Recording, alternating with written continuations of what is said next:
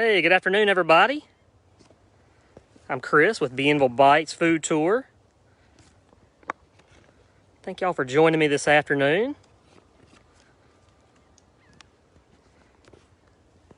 I am live in Dauphin Island, Alabama, at the Indian Shell Mounds. And it's a really cool place down here in Dauphin Island, the Indian Shell Mounds. And before we get started, and before I tell you a lot about that, I do want to kind of give you an update of what's going on with Bienville Bites right now. Of course, you know, we're still not giving tours right now due to the restaurants being closed. And hopefully that'll change pretty soon, and we will, begin our food tours once again in downtown Mobile. We have, our Bites in the Bag has been great. We really appreciate everybody who has contributed to that. And we've got our Mother's Day bags coming up this week, where, hopefully you'll check out our Facebook page, and we will deliver some really great Mother's Day gifts, a little bit of food. It's got some Mobe beignet, coffee, and some chocolate-covered strawberries, a flower arrangement for Mom. So some really cool stuff that we've got, and that'll be this coming up weekend. So yeah, we'll go ahead and get started. If everybody, kind of giving everybody a chance to tune in and watch. Again, my name's Chris with Bienville Bites Food Tour, and today we're going to talk about the 4 centuries of cuisine in Mobile. So we're going to talk about the food scene in Mobile, going back to the 1700s, when the French founded Mobile in 1702. But before we do, I want to talk to you about the people who lived in this area long before the Europeans arrived, and that was the Native Americans. Down here, of course, their main source of diet was corn, squash, and they also loved to eat our seafood that was here in the Mobile Bay and the Mobile River and in the Delta region. And the biggest evidence that we have of their love of seafood was down here at Dauphin Island, where the Indian Shell Mounds, and I'm going to turn the camera around and show you the Indian Shell Mounds here on Dauphin Island.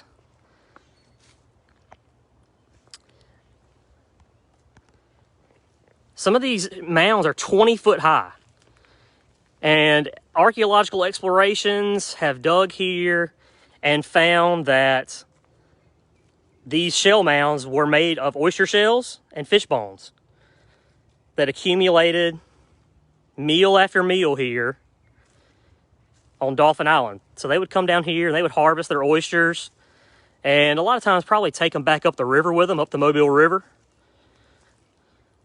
But these mounds down here on Dauphin Island, all made of oyster shells. And you can still see, of course, they bring in a few oyster shells to cover the mounds up here now.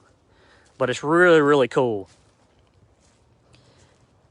Now, when the French arrived in the 1700s, well, I guess going back. So, the natives, like we talked about, they were hunters and gatherers, corn, squash, seafood. But their main source of their diet was corn. They would roast the corn, boil it, eat it raw. And when the French arrived in 1702, the natives that were in this area taught the French how to harvest the corn, how to store it, and how to gather it. And so this was really beneficial for them. It was also, the French that got pretty creative, and they, ground the corn and turned it into flour. And so that's when they, of course, made some bread out of that flour. And there was one man in the colony up here in Mobile, the old Mobile colony. His name was Francois Lemay. Now, not much is recorded about Francois Lemay's time in Mobile.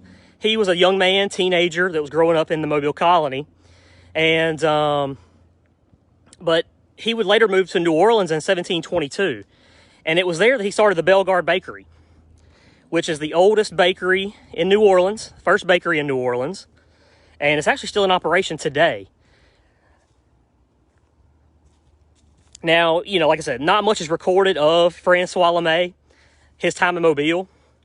But we do know that common sense would tell us that he learned his baking skills, from his time in Mobile.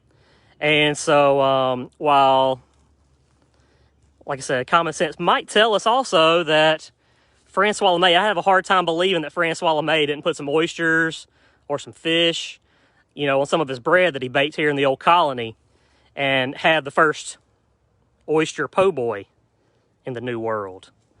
Like I said, that's not recorded, but it's very hard to believe that didn't happen. Now, until 1704 in the Mobile colony, the original site, it was all men. D'Iberville and Bienville, begged the monarch in France to send them women to grow the colony here. And he did. What became known, the girls, 23 young women, girls, not even women, they were girls, were sent over to marry the men here in the colony. And these girls became known as the Pelican Girls. Now, they were promised, most of them, once they got here, they married all the men.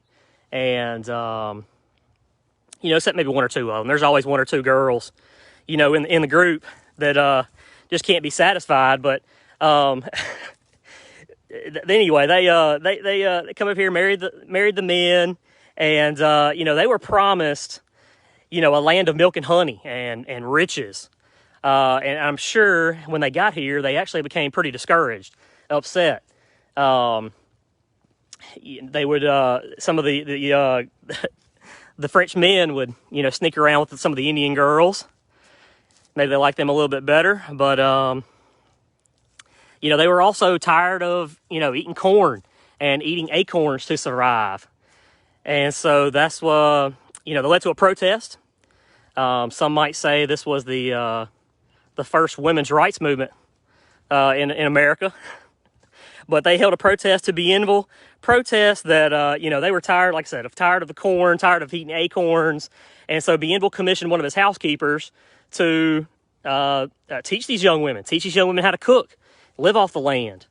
And some might say, hey, this was the first cooking class that ever occurred in North America during the old settlement of Mobile.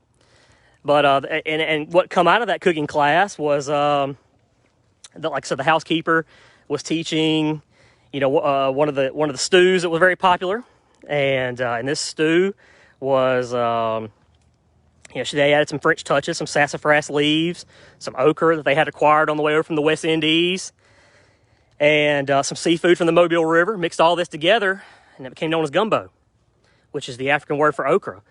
Now, the Cambridge World History of Food actually credits Mobile as being where gumbo originated. Everybody kind of thinks of New Orleans when you think of gumbo, but yeah, this was been, almost a decade before New Orleans was even founded. So Colonial Mobile, it was a, like I said, it was mainly gatherers, hunters and gatherers, farmers.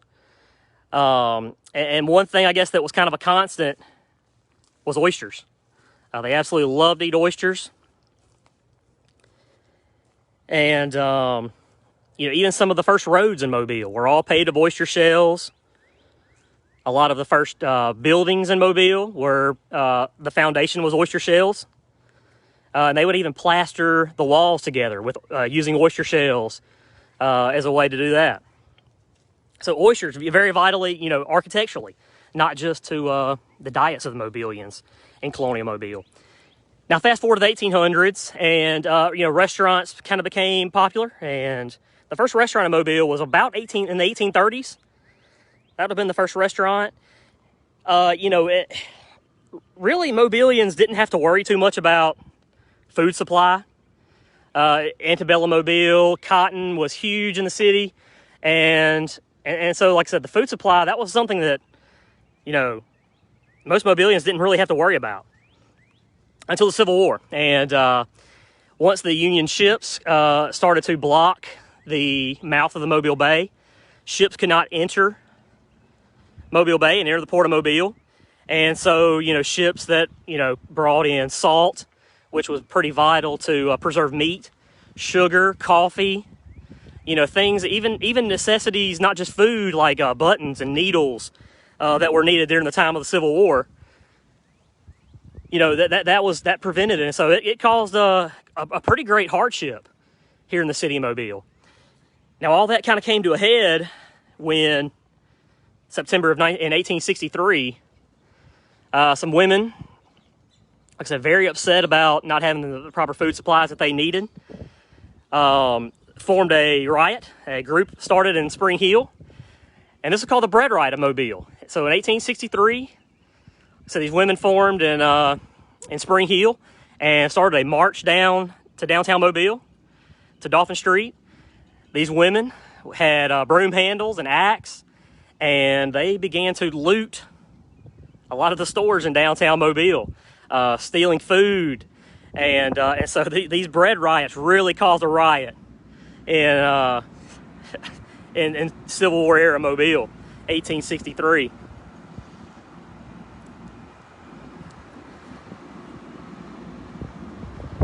Kind of come up here, let y'all look out over Dauphin Island here.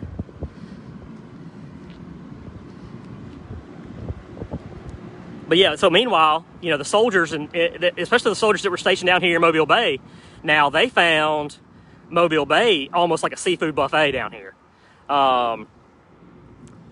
You know, there were the fish and oysters and shrimp, crabs were just absolutely plentiful during that time of Mobile Bay's history. It was said at one time during that period that you could scoop your hand on the bottom floor of Mobile Bay and dig out oysters. That they were that plentiful during that time.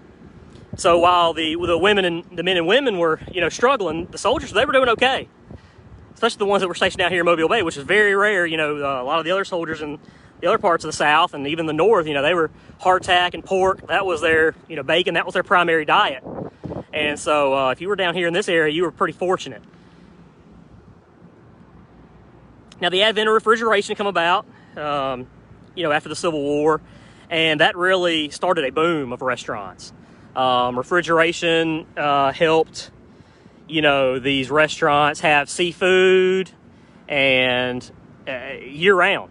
And so it didn't have to be a certain season. You know, the old phrase was you didn't eat oysters unless it ended in R, unless it have an R in it.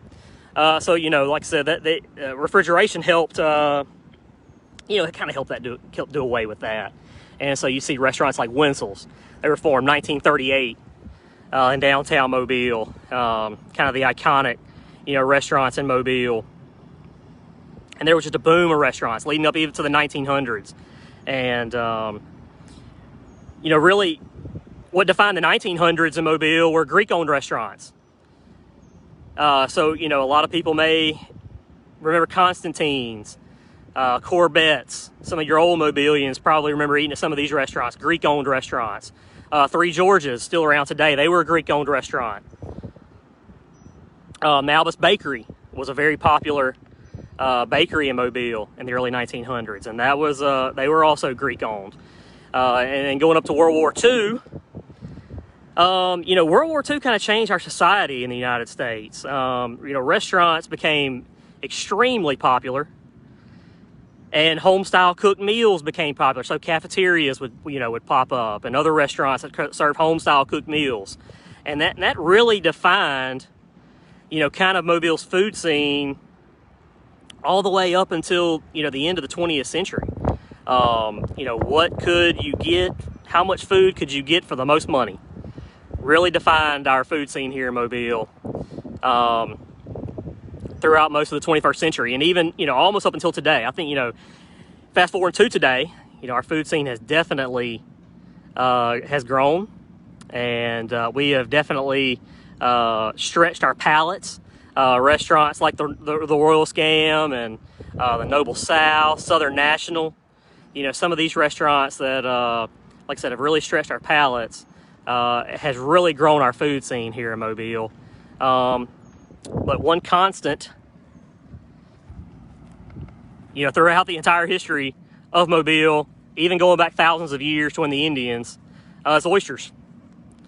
And so that's been the constant. We love oysters here in Mobile. Mobile's been known as the Big Oyster, nicknamed the Big Oyster. And so that's kind of our I would say that's our signature dish. When you talk about, you know, city of Mobile, people ask me, you know, what is something that you have to eat when you come to Mobile, and it's got to be oysters. I mean, that's just what it is. That's our signature dish here in Mobile. Hey, I appreciate everybody watching today. It's a beautiful day, Dauphin Island, and I'm gonna go enjoy the island with my family. They're waiting on me, and so I'm gonna get off here. And I appreciate everybody watching, and we'll do it again next week. Next week, we're going to be at the Conde Charlotte Museum, and so they have invited me to come, and we are going to have our tour, our virtual history tour from the Conde Charlotte Museum. Really cool. The museum has got each room is decorated. So one room is British, Spanish, Confederate, all throughout Mobile's history. So I hope y'all tune in for that. And I will see y'all next week. All right, take care.